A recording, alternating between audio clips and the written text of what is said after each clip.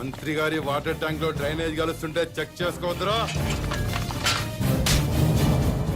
మంత్రి గారు అబ్బాయి సార్.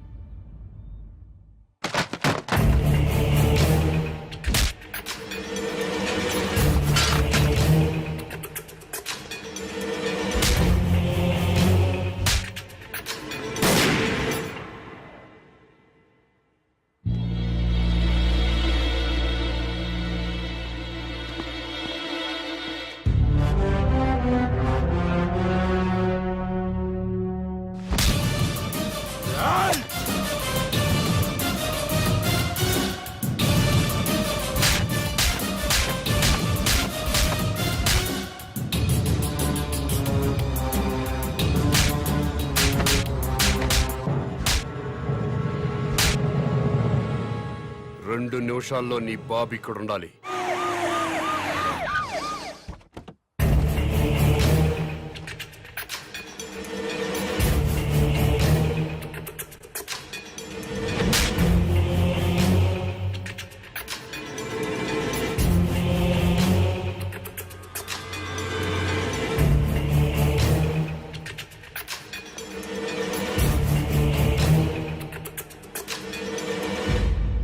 ఏం జరిగింది నాన్న? ప్రజలు తాగే మంచినీటిలో డ్రైనేజ్ వాటర్ కలిసింది. తెలిసింది.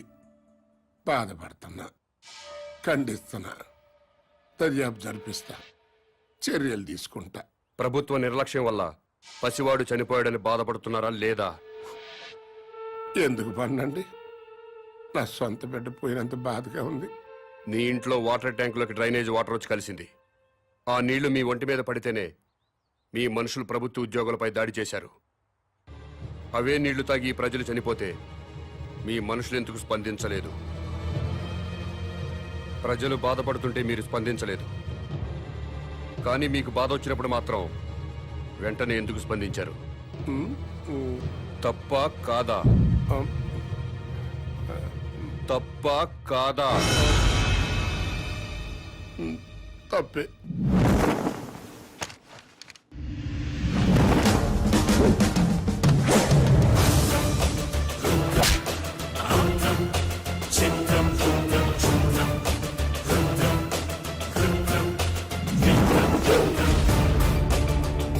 బిడ్డ చనిపోయాడన్న బాధతో ప్రజలు దాడి చేయబోతే వాళ్ళను లాఠీలతో కొట్టి కుక్కల్లా తరిమారు. తప్పు లేదు, లా అండ్ ఆర్డర్ మెయింటైన్ చేయాల్సిందే. మరి మంత్రి గారి కొడుకు వాళ్ళ మనుషులు దాడి చేస్తుంటే ఎందుకు మీరు లాఠీ చార్జ్ చేయలేదు? తప్పా కాదా? తప్పా కాదా? తప్పే సార్. బట్ మేము డ్యూటీ ప్రజల కోసం చేయట్లేదు, ఎమ్మెల్యేల కోసం, మంత్రుల కోసం చేస్తున్నాం. వాళ్ళు ఏం చెప్తే అదే చేస్తున్నాం. ఎందుకంటే వాళ్ళకి నచ్చిన పోలీసుల్ని వాళ్ళ నియోజకవర్గం స్టేషన్స్ కి ట్రాన్స్ఫర్ చేయించుకుంటారు. అందుకే వాళ్ళు ఏ వెధవ పనులు చేయమన్నా సిగ్గుపడకుండా చేస్తున్నాం. మమ్మల్ని కూడా చెప్పుతో కొడతారో ఉమ్మేస్తారో మీ ఇష్టం. ఎవడో అధికారంలోకి వస్తే వాడు పోలీసులతో ఫుట్బాల్ ఆడుకోవడం తప్పా కాదా? తప్పే. మీరు పదవుల్లోకి వచ్చింది ప్రజల మీద బతకడానికా, ప్రజల కోసం బతకడానికా? ప్రజల కోసమే. అంటే ప్రజల్లా బతకాలి. అవునండి. ప్రజల్లాగా ప్రజలతోనే బతకాలనుకుంటే ప్రజలు సంతోషంగా ఉన్నప్పుడే మీరు సంతోషంగా ఉండాలి. అవునండి. ప్రజలు ఏడుస్తున్నప్పుడు మీరు ఏడవాలి. అవునండి. ప్రజలు ఏం తిని బతుకుతున్నారో అదే మీరు తిని బతకాలి. అవునండి. ప్రజలు డ్రైనేజీ వాటర్ తాగితే అవి మీరు తాగాలి. అది ఎట్టకుదు. రండి, ప్రజల్లా బతుకుదురు గాని.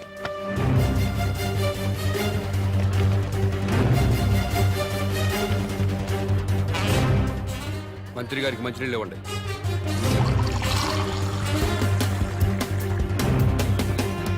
తాగు. నేను తాగగలను, నువ్వు తాగలేవా?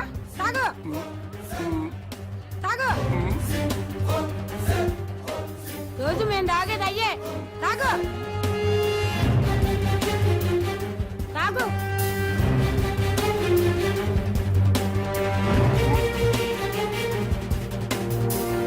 మాయ్ తాగు. తాగమంటే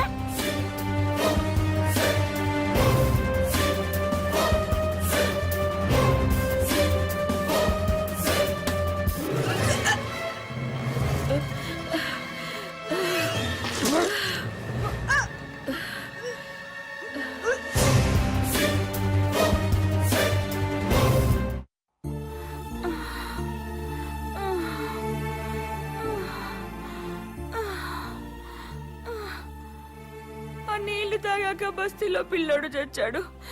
అమ్మా, నేను చేస్తానేమోనండి.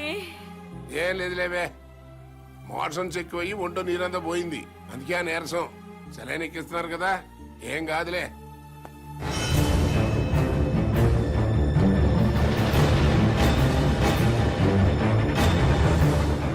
ఏంటిది ఇటు ఇళ్లలోకి తోసుకొచ్చేటివేనా? మీ ఇళ్లలోకి మేము టెస్ట్ అనుకుంటారా?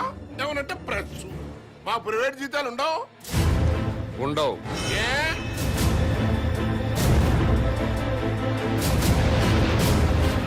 ప్రజాసేవ చేయడానికి రాజకీయాల్లోకి వచ్చినోడికి ప్రైవేట్ లైఫ్ ఉండదు, అంతా పబ్లిక్ లైఫే. ప్రైవేట్ లైఫ్ కావాలనుకుంటే మంత్రిగా రాజీనామా చెయ్యి, రాజకీయాల నుంచి తప్పుకో, జీవితంలో నీ మొహం చూడం.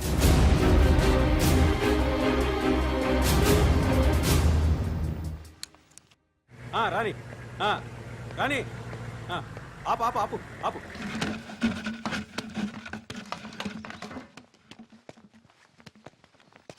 అన్నా, ఇంకో ట్యాంకర్ కావాలేమో మేడం గారిని అడగండి. ఎవరిని మేడం గారు అంటున్నావు?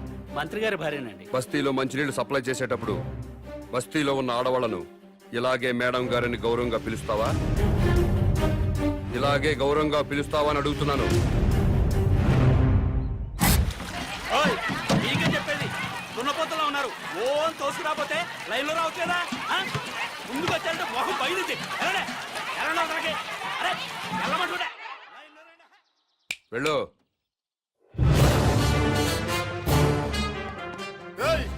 ఏం పని అదే? ట్యాంకర్ పంపించామంటే మేము మంచిగా తాక్కర్లేదా? ప్రజల్లా బతకండి. ఆహా, అది ఎలాగో తమరే సెలవే ఉండే. బస్తీకి వెళ్ళండి, ట్యాంకర్లు వస్తాయి. అక్కడ ఉన్న ఆడవాళ్లతో పాటు మీ ఆడవాళ్ళను కూడా బిందెలతో మంచినీళ్లు పట్టుకోమని చెప్పండి.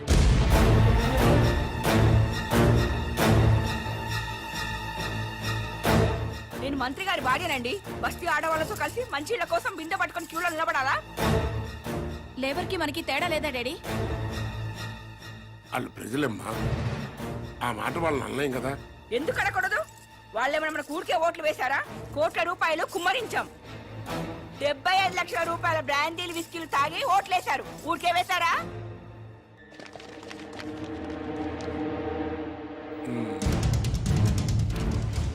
ఆ మాట నాకు అనాలనే ఉంది, కానీ పబ్లిక్ లో అనలేం కదా.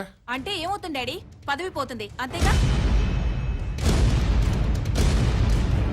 పోనివ్వండి, మేం మాత్రం బిందెలు పట్టుకుని క్యూలో నుంచోం. సరే, నాకు తప్పేదే ఉంది. మీ తరఫున బిందెలు పట్టుకుని క్యూలో నేనే నించుంటా.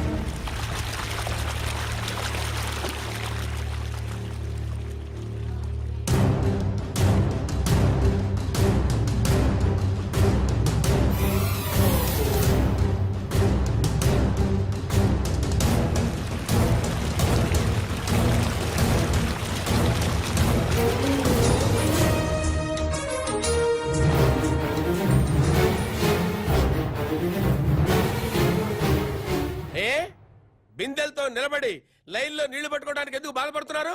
అధికారంలో ఉన్న వాళ్ళ భార్యలు ప్రజల కంటే గొప్పోళ్ళ?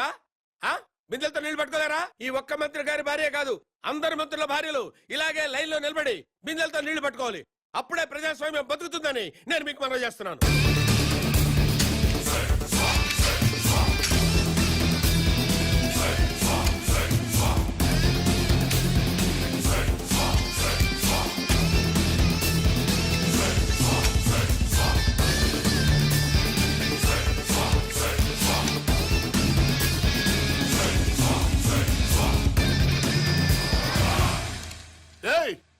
అదేంటయ్యా, బాత్రూమ్లకు తాళాలేస్తున్నాయంటే? మీరు ప్రజల్లా బతకాలి కదండి.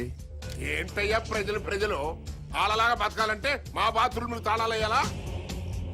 చెంబులు తీసుకుని రోడ్డు మీదకి వెళ్ళండి. స్టేట్ లో చాలా ఊళ్ళలో మరుగుదొడ్లు లేక ఆడవాళ్లు చెంబులు పట్టుకుని రోడ్ల మీదకి, రైల్వే పట్టాల మీదకి, టాయిలెట్ కి వెళుతున్నారు. మీరు కూడా ప్రజల్లా బతుకుదాం అనుకుంటున్నారు కదా, అందుకే చెంబులు పట్టుకుని రోడ్డు మీదకి వెళ్ళాలని తాళాలు వేశాను.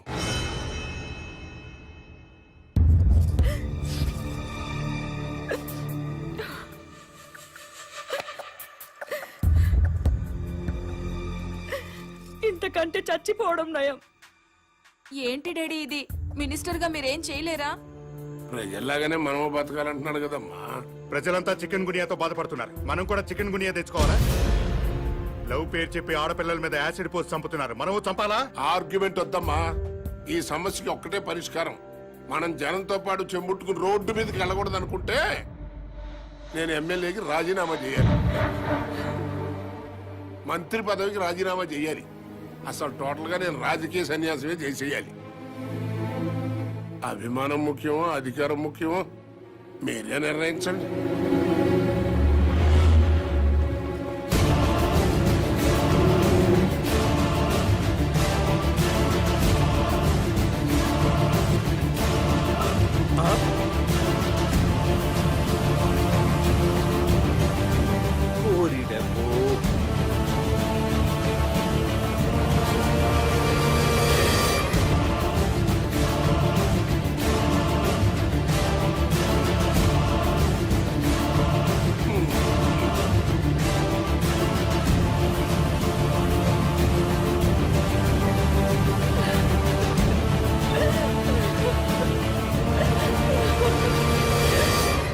మంత్రి గారు,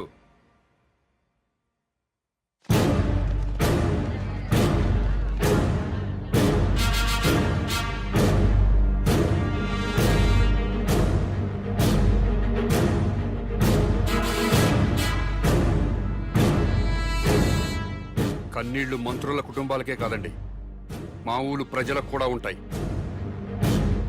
మా ఆడవాళ్లకు కూడా ఉంటాయి.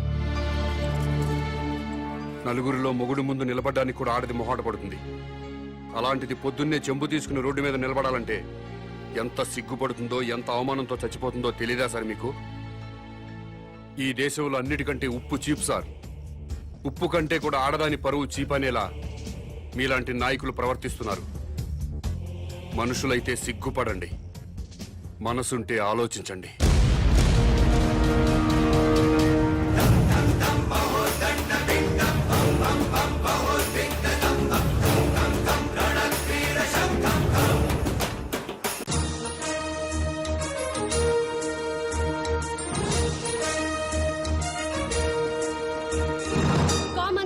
ప్రతిపక్ష నాయకుడు విరుచుకుపడ్డారు.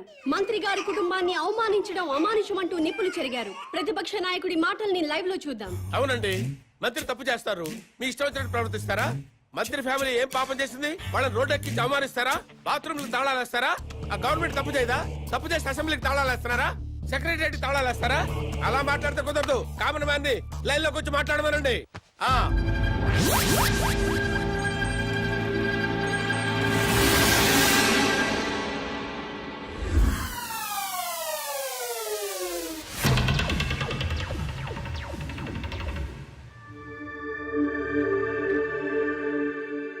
జానకిరామ్ గారు, మీరు ఇప్పుడు ఏ పార్టీలో ఉన్నారు? మాతృదేశం పార్టీలో అండి. ఎలక్షన్ టైంలో ఈ పార్టీని వదిలి ఇంకో పార్టీలోకి వెళ్ళినట్టున్నారు. అవునండి. ఏ పార్టీ సార్ అది? స్టార్ పార్టీలోకి జంప్ అయ్యాను సార్. దేనికి మారారు సార్? ఆ పార్టీ అధినేతకి ప్రజాబలం ఉంది, యూత్ బలం ఉంది, కొత్త పార్టీ, పైగా నేను సీనియర్ మోస్ట్ మెంబర్ ని, మినిస్టర్ కొట్టే అవకాశం కూడా ఉంది. అధికారంలోకి డెఫినెట్ గా వస్తుందని నమ్మకంతో చేరాను సార్. స్టార్ పార్టీలో జాయిన్ అయినప్పుడు ఆ పార్టీని, ఆ పార్టీ అధ్యక్షుడిని ఏదో పొగిడినట్టున్నారు. ఎస్, పొగిడాను. స్టార్ పార్టీలో సామాజిక న్యాయం ఉంది, అవినీతిపై పోరాటం ఉంది, ప్రజలపై ఆరాటం ఉంది. పార్టీ అధ్యక్షుడు నీతిమంతుడు. మాతృదేశం పార్టీ నుంచి బయటకు వచ్చినప్పుడు ఆ పార్టీని, ఆ పార్టీ అధ్యక్షుడిని ఏదో తిట్టినట్టున్నారు. తిట్టాను. మాతృదేశం అంతా వన్ మ్యాన్ షో సార్. అక్కడ ఆయన ఒక్కడే కింగ్ సార్. అందుకే బయటకు వచ్చాను సార్. సీనియర్లకు విలువ లేదు, జూనియర్లకు తావు లేదు, వెన్నుపోటు రాజకీయాలు. ఎలక్షన్ తర్వాత స్టార్ పార్టీ నుంచి ఎందుకు బయటకు వచ్చారు సార్? ఎలక్షన్స్ జరిగినాయి, పార్టీ పోయింది, గ్లామర్ పోయింది, ఇంకక్కడుండి మేము చేసేదే ఉంది.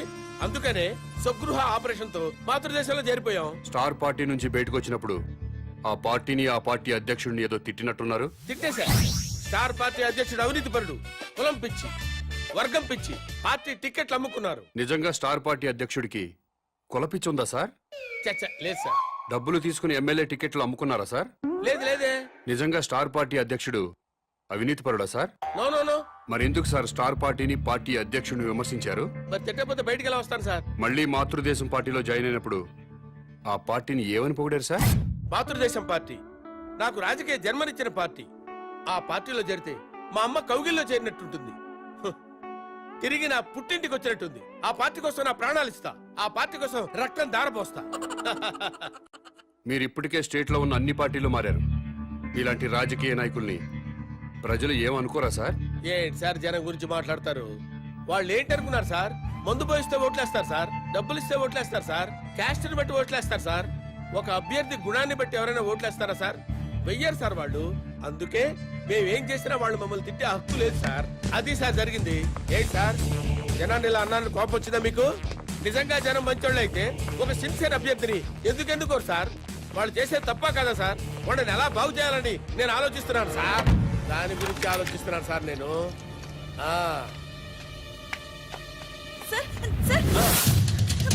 అమ్మా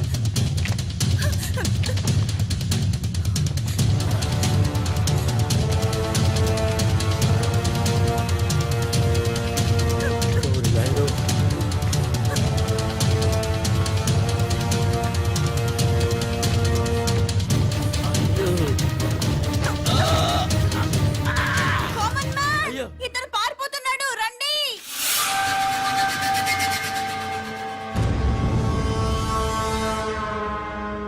కామన్ మ్యాన్ కిడ్నాపర్ కాదా? కామన్ మ్యాన్ కిడ్నాపర్ కాదు, నా ఫ్రెండ్. ఇదంతా డ్రామా. రామానా?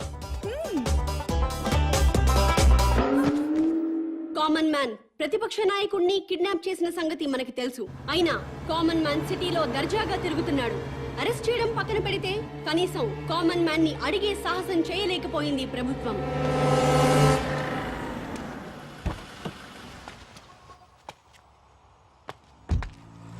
నమస్తే సార్. నమస్తే. నేను గవర్నర్ గారి పిఏనండి. గవర్నర్ గారు మీతో మాట్లాడుతూ ఉన్నారు. హలో సార్, ఒక్క నిమిషం మాట్లాడండి సార్. హలో బాబు, నువ్వు చేసే పనులన్నీ అభినందించదగ్గవే. కానీ మంత్రుల్ని కొట్టడాలు, ప్రతిపక్ష నాయకుడిని కిడ్నాప్ చేయటం చట్టవ్యతిరేక చర్య. అలా కాకుండా సొసైటీ కోసం ఏం చేయదలుచుకున్నావో, ఎందుకు చేస్తున్నావో నాకు చెప్పు. నేను నీకు సహాయం చేస్తాను. మీరు నిజాయితీ పరులు సార్. తప్పకుండా మీ మాట వింటాను. మీతో పాటు ప్రజాప్రతినిధులందరినీ సమావేశపరచండి.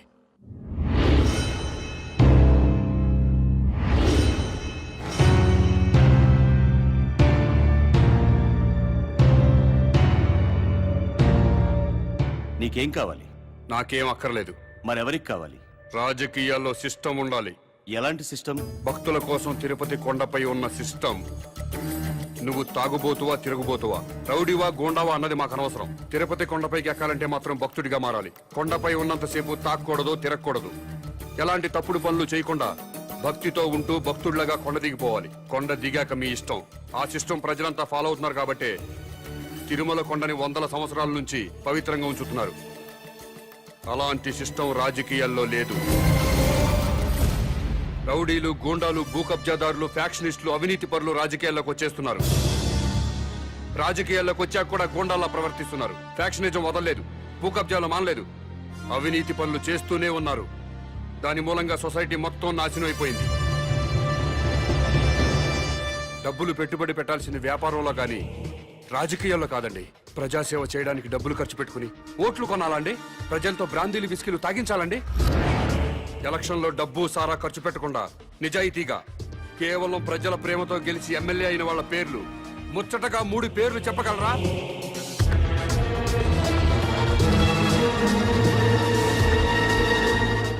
$10 కోట్లు ఖర్చు పెట్టి ఎలక్షన్లో గెలుస్తున్నాడంటే రేపు 100 కోట్లు సంపాదించుకోవచ్చన్న వ్యాపార సూత్రం తప్పితే ప్రజాసేవ చేయడానికి కాదు. అందుకే రాజకీయాల్లో సిస్టమ్ ఉండాలి. ఎలాంటి సిస్టమ్ ఉంటే రాజకీయాలు బాగుపడతాయో నువ్వే చెప్పు. ఎలక్షన్లో ఎమ్మెల్యేగాను, ఎంపీగాను నిలబడ్డవాడు ఎలక్షన్ కమిషన్ ఆధ్వర్యంలో రాష్ట్ర రాజధానిలోనే ఉండాలి. నామినేషన్లు వేశాక ఓట్లు అడగడానికి ప్రజల మధ్యకి వెళ్ళడానికి వీల్లేదు. ఇంటింటికి తిరగడానికి వీల్లేదు. పాదయాత్రలు, ఊరేగింపులు ఉండడానికి వీల్లేదు. మీటింగులు, స్పీచులు ఇవ్వడానికి వీల్లేదు. పార్టీ జెండాలు పట్టుకుని ఏ పార్టీ కార్యకర్త ప్రచారం చేయడానికి వీల్లేదు. ఎలక్షన్లో నిలబడ్డ పార్టీల గురించి, పార్టీ అభ్యర్థుల గురించి టీవీల ద్వారా, పత్రికల ద్వారా ప్రజలకు ఎలక్షన్ కమిషనే తెలియజేయాలి. అది చూసి జనం వాళ్ళకి నచ్చిన వాళ్ళకే ఓట్లేసుకుంటారు. తెలీదా? మేము ప్రజల్లోకి వెళ్ళకపోతే మా పార్టీ సిద్ధాంతాలు ఓటర్లకు ఎలా తెలుస్తాయా? పాదయాత్రలు చేసుకుంటూ ఇల్లు తిరిగి ప్రచారాలు చేసుకోకపోతే మా పథకాలు మా వాగ్దానాలు ప్రజల్లోకి ఎలా చొచ్చుకుపోతాయని. ఊరేగింపులు లేకుండా మీటింగ్ లేకుండా కార్యకర్తలు జెండాలు పట్టుకోకుండా ఎలక్షన్ ఎలా చేస్తామండి? అసలు మేమే ఎమ్మెల్యే అభ్యర్థులమని జనానికి ఎలా తెలుస్తుంది? మీరు ఇల్లు తిరిగి ప్రచారం చేయకపోతే మీ పార్టీ సిద్ధాంతాలు ప్రజలకు తెలియవా? తెలీదయ్యా, ఎక్కడ తెలుసు? తెలీదు. ప్రభుత్వ ఆరోగ్యశ్రీ పథకం పెట్టింది. వైఎస్ఆర్ గారు ఇల్లు తిరిగి ప్రచారం చేశారు, ఆరోగ్యశ్రీ పథకం పెట్టామని టీవీల్లోనూ పత్రికల్లోనేగా ప్రకటించింది. ప్రజలందరికీ తెలియలేదా? ఆసుపత్రికి వచ్చి వైద్యం చేయించుకోవడం లేదా? ఎన్టీ రామారావు గారు 2 రూపాయలకే కిలో బియ్యం పథకం ప్రవేశపెట్టారు. 2 రూపాయలకే కిలో బియ్యం ఇస్తున్నామని ఇల్లు తిరిగి ప్రచారం చేశారా? పత్రికల్లోనేగా ప్రకటించారు. రాష్ట్రం మొత్తం తెలియలేదా? ప్రభుత్వ పథకాలన్నీ టీవీలు పత్రికల ద్వారా ప్రజలకు తెలియంగాలేంది మీరే ఎలక్షన్లో నిలబడ్డ అభ్యర్థులని ప్రజలకి తెలియదా? ఆ సంగతి మీకు తెలియదా? తెలుసు. అయినా మీరు ఎలక్షన్లో జనం మీద పడతారు. ఎందుకంటే ఓట్ల కోసం డబ్బులు పంచాలి. జనానికి కులం పిచ్చి మతం పిచ్చి ఎక్కించాలి. మీకు ఓట్లేరు అన్న వాళ్ళపై పోలీసు కేసు పెట్టి వేధించాలి. హత్య రాజకీయాలు చేయాలి. ప్రాణాలు తీయకుండా ప్రజాస్వామ్యాన్ని ఎన్నాళ్ళు హత్య చేస్తారు? ఆ హత్యల్లో ఎన్నాళ్ళు ఈ ప్రజల్ని భాగస్వాములను చేస్తారు? నోటి మాటతో వేయాల్సిన ఓటుకి 1000 కోట్లు ఎందుకు ఖర్చు పెడుతున్నారు? గెలిచాక మళ్ళీ 1000 కోట్లు ఎందుకు సంపాదిస్తున్నారు? ఈ మోసం జరగకుండా ఉండాలంటే నేను చెప్పిన సిస్టమ్ పెట్టి తీరాల్సిందే. భారతదేశం బాగుపడాల్సిందే. లేదా ప్రతిపక్ష లీడర్ కిడ్నాప్ అయినట్టు చేశాయి. ఆక్సిజన్ తో ఊపిరి తీసుకుంటున్న ముఖ్యమంత్రి సతీమణి కోమాలోకి వెళ్లే ప్రమాదం ఉందని డాక్టర్లు చెప్తున్నారు.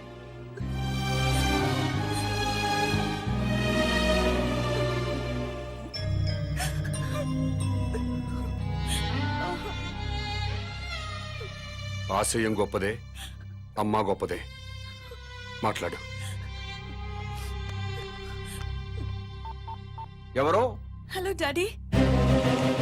అమ్మా విజయ, మమ్మీని చూడాలనుంది డాడీ. నన్నెవరూ కిడ్నాప్ చేయలేదు డాడీ. కామన్ మ్యాన్ నా ఫ్రెండే. కామన్ మ్యాన్ అసలు పేరు మహేష్ డాడీ. తన కాలేజ్ లెక్చరర్. అతని భార్య నా ఫ్రెండ్ డాడీ.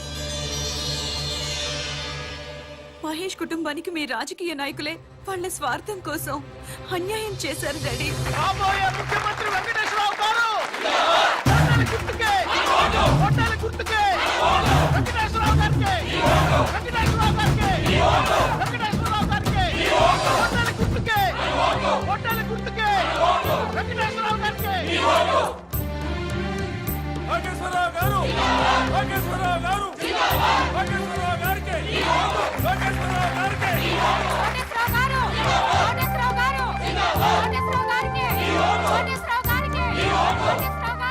మీ ఓటు ఎవరికండి? మేము ఎవరికి ఓటేయమండి. అదేంటండి? ఎవడొచ్చినా ఏం మిగుతాడండి? ఈ ఎలక్షన్స్ 3 రోజుల ముందు తిరుపతి వెళ్తాం. ఈ ఎలక్షన్స్ అయ్యేంత వరకు అక్కడే ఉండి తిరిగి వచ్చాక సీఎం ఎవరెవరో టీవీలో చూస్తాం. ఆకలి అయితే భోజనం చేసి పడుకుంటాం. మీ అందరికీ తెలిసిన విషయమే. నేను ఈ ఎలక్షన్ లో ఎమ్మెల్యేగా నిలబడుతున్నా. కానీ మా పార్టీలోనే కొంతమంది అసమ్మతి గ్రూపుగా చేరి నా మీద దుష్ప్రచారం చేస్తున్నారు, నన్ను ఓడించాలి అని. ఏమండే, మీరందరూ నాకు అమ్మలు అక్కలు నాన్నలు బావలు తమ్ముళ్ళు ఎంతమంది ఉన్నారు. మీ అందరి ఆశీర్వాదం నాకు ఉండగా నేను ఎక్కడ ఓడిపోతానండి? గెలుస్తున్నా, ఎమ్మెల్యే అవుతున్నా, ముఖ్యమంత్రి అవుతున్నా. ఎవరు ఎన్ని కబుర్లు చెప్పినా ఎవడి కులాన్ని వాడు పోగొట్టుకోడు. నేను మీ అందరికీ చెప్పేది ఏంటంటే, ఇన్నాళ్లకి మన కులానికి ఒక అవకాశం వచ్చింది. మీ కులం వాడిని నేను నిలబడ్డాను. మీరంతా ఒక కట్టుబాటులో ఉండి ఒక మాట మీద నిలబడి మన కులం వాళ్ళందరినీ ఓట్లేసి గెలిపిస్తే మనోడు ముఖ్యమంత్రి అవుతాడు. దయచేసి ఆలోచించండి. మీ ఓటు ఈయనకేనండి? అవునండి, నాదండి, మా చెల్లిదండి, మా ఆవిడదండి, హోల్ ఫ్యామిలీ అంతా ఆయనకేనండి. మంచోడండి? మా క్యాస్టోడండి. మీ క్యాస్టోడని ఓటేస్తావా, మంచోడని ఓటేస్తావా? మంచోడో చెడ్డోడో దొంగోడో బెవర్సోడో బిలిపిత్రోడు మాకెందుకండి అవన్నీ? ఆడు మా క్యాస్టోడు, మేము ఆడికే ఓటేస్తాం. నన్ను ఎమ్మెల్యేగా గెలిపించారంటే మీరు బ్యాంకులో తీసుకున్న రుణాలే కొట్టచ్చు. లైఫ్ లో కరెంట్ బిల్లు కట్టక్కర్లేదు, వాటర్ బిల్లు కట్టక్కర్లేదు, బస్ ఎక్కినా రైలు ఎక్కినా ఆఖరికి విమానం ఎక్కినా టికెట్ కొనక్కర్లేదు. ఏ షాపింగ్ వెళ్ళి షాపింగ్ చేసినా సరే బిల్లు కట్టక్కర్లేదు. ఆల్ ఫ్రీ అన్నమాట. ఆల్ ఫ్రీ కావాలంటే నాకు కోటేశ్వరరావుకే మీ ఓటేయండి, నాకే మీ ఓటేయండి, నన్నే గెలిపించండి. రండి చప్పట్లు కొడుతున్నాను కదా అని ఆయనకే ఓటేస్తాను అనుకుంటున్నారా? మరి ఎవరికేస్తారు? ఎవరికైనా వేయాలంటే ఓటు ఉండాలి కదా. అదేంటి మీకు ఓట్లేదా? రాయించుకుంటేనే కదా ఓటు ఉండడానికి. అదేంటండి? ఎలక్షన్ టైం వస్తే చాలు ప్రతి ఓడు ఇంటికి రావడం, తలుపులు కొట్టడం, దండాలు పెట్టడం, మాకే ఓటేయండి అని అడగడం, ఆ తర్వాత మేము క్యూలో నిల్చోవడం, ఓటేయడం, ఇవన్నీ మాకు ఎందుకండి? ఎలక్షన్ రోజు హ్యాపీగా సెలవిస్తారు కాబట్టి ఇంట్లో హాయిగా పడుకోవచ్చు. మాకు ఓటు లేదు కాబట్టి ఎవరు మమ్మల్ని వచ్చి డిస్టర్బ్ చేయరు. లోకేశ్వరరావు గారు, లోకేశ్వరరావు గారు, లోకేశ్వరరావు గారు. నమస్తే అండి. నాకు ఒక్కసారి అవకాశం ఇవ్వండి. తప్పకుండా మనకే చేద్దాం సార్. థ్యాంక్ యూ అమ్మా. మీరు కూడా మనకే చేద్దామండి. థ్యాంక్స్ అమ్మా. లోకేశ్వరరావు గారికి, లోకేశ్వరరావు గారికి, లోకేశ్వరరావు గారికి.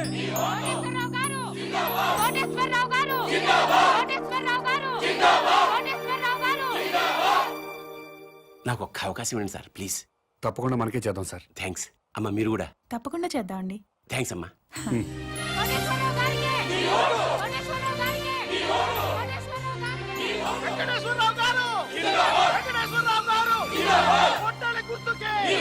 నమస్కారం అండి. మా వారిని తప్పకుండా గెలిపించాలమ్మా. నమస్కారం పెట్టు. నమస్కారం అండి. నమస్కారం. నమస్కారం అమ్మా. నమస్కారం. బాబా ఈ ఒక్కసారికి నాకు ఓటేశారనుకోండి నేను ముఖ్యమంత్రిని అయిపోతా. అయ్యో తప్పకుండా మనకే చేద్దాం సార్. అమ్మ మీరు కూడా ఈ ఒక్కసారికి నాకు ఓటేసేయండి. తప్పకుండా చేద్దామండి. అలాగే ఆడవాళ్ళు మాటిస్తే ఖాయమైపోయినట్టే. మనకే చేద్దామండి. అరే నోర్మిండే. పొద్దున్న లోకేశ్వరరావు వచ్చి అడిగితే మీకే ఓటేస్తాము అన్నారు. మధ్యాహ్నం కోటేశ్వరరావు వచ్చి అడిగితే మీకే ఓటేస్తాము అన్నారు. ఇప్పుడు మేము వచ్చి అడిగితే అయ్యా మీకే వేస్తామండి అంటారు. ఇంత డైరెక్ట్ గా అబద్ధాలు ఆడేస్తారండి మీరు.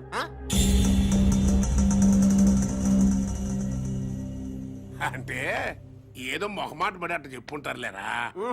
మనకే అలాగే మొహమాట పడి చెప్పుంటారు. చచ్చిపోతాం ఎవడికెవడు ఓటేస్తాడో తెలియట్లేదు. ప్రతి వాడు మీకే ఓటేస్తాం మీకే ఓటేస్తాం అంటున్నారు. ఇదిగో డైరెక్ట్ గా వచ్చేద్దాం. ఓటుకి ఎంత తీసుకుంటారో చెప్పండి. మాకు అవసరం లేదు. అవసరం లేనప్పుడు మీరు మాకు విషయం డైరెక్ట్ గా చెప్పండి. ఓటు వేస్తావనో ఏవనో మాకు ఒక లెక్కేది వస్తుంది. అదే ఊరుక ఏదో కుర్రతనం మాటలేండి. రేయ్ అది సీక్రెట్ బ్యాలెట్. ఓపెన్ గా చెప్పరు. డాడీ పద. పద పద.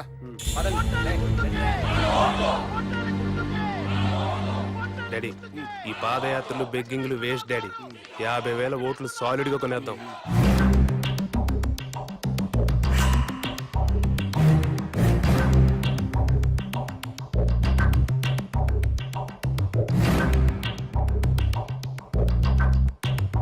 మూర్తి నీకు నా నియోజకవర్గంలో సర్పంచులు, ఎంపీటీసీలు, జడ్పీటీసీలు, కుల పెద్దలు అందరూ బాగా తెలుసు.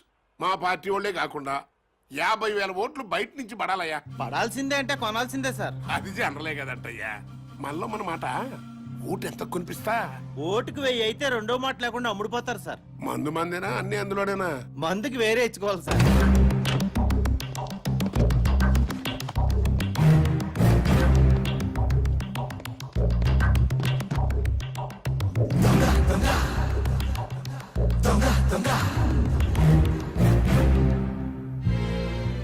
ఓటుకు 1000 చొప్పున 50,000 ఓట్లు 5 కోట్లు. మందుకి 75 లక్షలు. అవిగో పెద్ద సూట్ కేసు ఓట్లకి, చిన్న సూట్ కేసు మందుకి. మీరు గెలిచిపోయారు సార్. చెప్పు ఓటుకి ఎంత ఇచ్చాడు? ఓటుకు 1000 చొప్పున 50,000 ఓట్లు 5 కోట్లు. మందుకి 75 లక్షలు.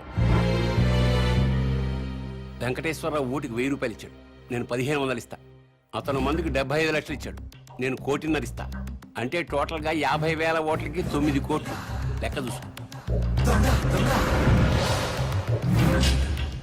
వాడెంత పంచాడు వీడెంత పంచాడు? ఓటుకు 1000 చొప్పున 50,000 ఓట్లు 5 కోట్లు. మందుకి 75 లక్షలు. వెంకటేశ్వరరావు ఓటుకి 1000 రూపాయలు ఇచ్చాడు. నేను 1500 ఇస్తా. అతను మందుకి 75 లక్షలు ఇచ్చాడు. నేను 1,50,00,000 ఇస్తా. ఓటుకి 2,000, 50,000 ఓట్లకి 10 కోట్లు, మందుకి 3 కోట్లు. తీసుకో. ముఖ్యమంత్రి వెంకటేశ్వరరావు గారు, కాబోయే ముఖ్యమంత్రి వెంకటేశ్వరరావు గారు, కాబోయే ముఖ్యమంత్రి. ఆ యదవ మూర్తిగాడు మనల్ని మోసం చేశాడు. మనకి 50,000 ఓట్లు వేస్తాను మన దగ్గర నుంచి 5,70,00,000 తీసుకున్నాడు. అవును. మా ఓట్లన్నీ మీకే ఇస్తావు. నా కోటేశ్వరరావు దగ్గర నుంచి కూడా డబ్బులు తీసేసుకున్నాడు ఈ మూర్తిగాడు. అట్టట కుదురుద్రా. నన్ను అడుగుతావేంటి? ఆ అడుగు. 50,000 ఓట్లకి 5 కోట్లు అన్నావు. ఇచ్చా. మందుకు సపరేట్ అన్నావు, ఇచ్చా. మరి ఇంకేంట్రా నీ ప్రాబ్లం? కోటేశ్వరరావు గారు ఓటుకి 1500 మందు 1.5 ఇచ్చారు సార్. అంటే ఏంట్రా, ఆ 50,000 ఓట్లు కోటేశ్వరరావు గడికి ఇస్తున్నావు అన్నమాట? లేదు సార్, లోకేశ్వరరావుకి వేస్తున్నాం. మధ్యలో ఆడేంట్రా? ఆయన ఓటుకు 2000, మందుకు 3 కోట్లు ఇచ్చారు సార్. ఇంకోటి వచ్చి 10 కోట్ల నుంచి పక్కలేనా అంటాడు. వేసేస్తావా? ఫు! మనిషి అన్న తర్వాత నీతి జాతి ఉండాలరా. నమ్మకంతో వేయాల్సిన ఓట్లు డబ్బులు ఇచ్చుకుంటున్నారు, మీకు మాత్రం నీతి జాతి ఉందా? చంపు తెగు. ఛీ! నీతో నాకు అనవసరంగానే నా డబ్బులు నాకు ఇచ్చేయి. ఇంకెక్కడ డబ్బులు సార్, జనానికి పనిచేసాం. పనిచేశారా? కావాలంటే అడ్రస్లు ఇస్తాం, వాళ్ళు ఇళ్ళకెళ్ళి తెచ్చుకోండి.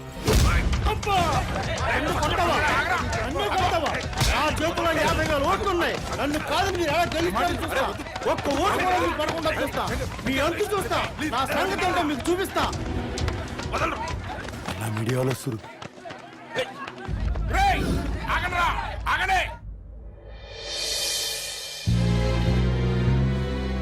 మీడియా వాళ్ళు వస్తున్నారు రా.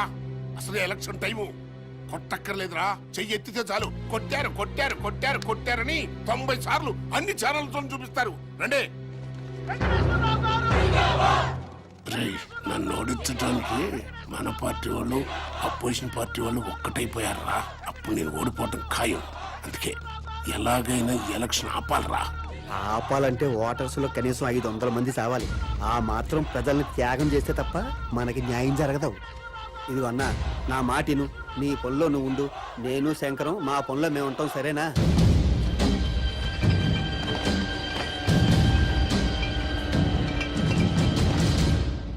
మీకే బాగుంటుందండి.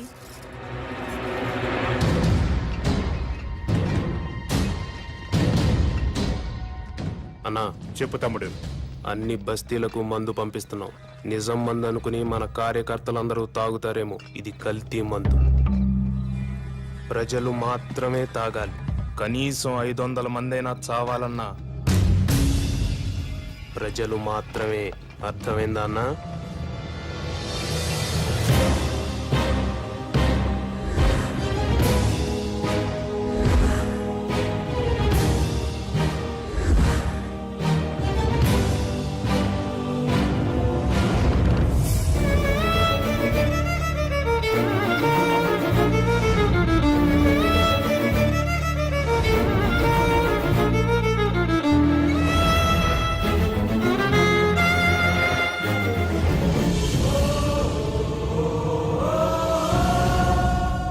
కల్తీ సారా తాగి 500 మందికి పైగా మరణించారు.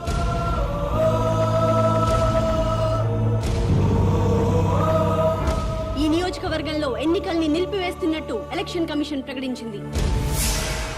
వెంకటేశ్వరరావుని పాలిటిక్స్ నుంచి బహిష్కరించాలి, రాజకీయ సన్యాసం చేయించాలి. ఇంతమంది ప్రజలు చావడానికి కారణం వెంకటేశ్వరరావే. వెంకటేశ్వరరావుని వెంటనే అరెస్ట్ చేయాలి. ఎలక్షన్ తర్వాత ఓటర్లకి మందు పోయిస్తారు. నేను ఒక్కడేనా? అన్ని పార్టీలు వాళ్ళు పోయిస్తున్నారు. కాకపోతే కోట్రా, ఆఫా, ఫుల్లా, అంతే తేడా. మరి అలాంటప్పుడు నేను తాగించిన మందు తాగే జనం మరణించారు అంటానికి ప్రూఫ్ ఏమనుందా? ఎస్, మాకు కావాల్సింది ప్రత్యక్ష సాక్ష్యం. చూసిన వారు ఎవరైనా ఉంటే డైరెక్ట్ గా పోలీస్ స్టేషన్ కి వచ్చి రిపోర్ట్ ఇవ్వండి. తప్పకుండా యాక్షన్ తీసుకుంటాం.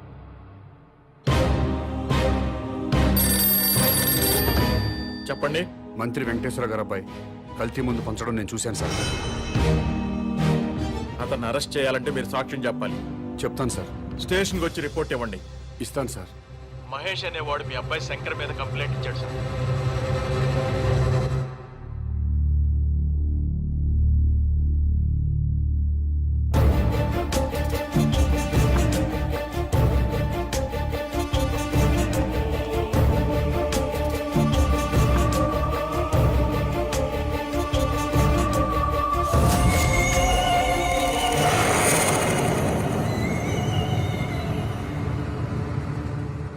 ఇతని మీద కదా మీరు కంప్లైంట్ ఇచ్చింది?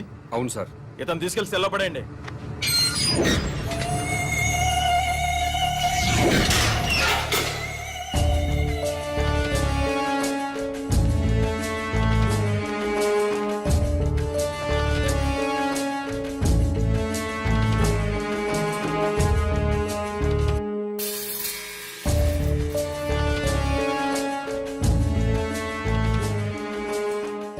ఆ అమ్మాయి వ్యభిచారం చేయటం మీరు కళ్ళారా చూసారా?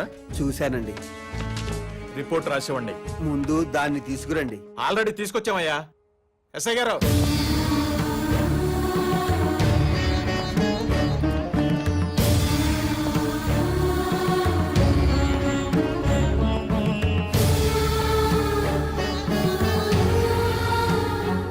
ఈ అమ్మాయేనా? ఆ, ఇదే సార్, ఇదే. గంటకి 1000 తీసుకుంటది. నీ పేరేంటమ్మా?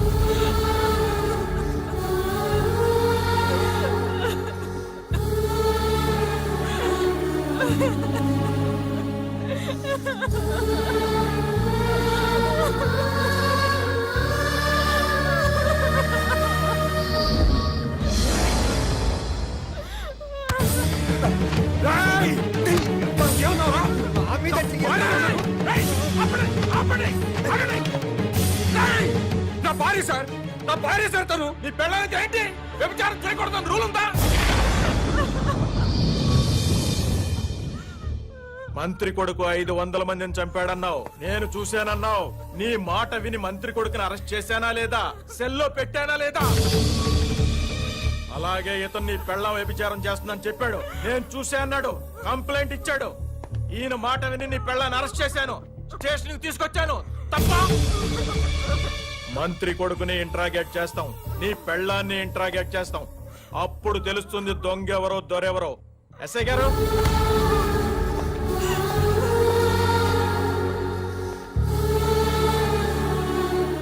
కల్తీ మందు జనాలకి పంచావా లేదా? నో. వ్యభిచారం చేస్తున్నావా లేదా? గంటకి ఎంత తీసుకుంటున్నావు?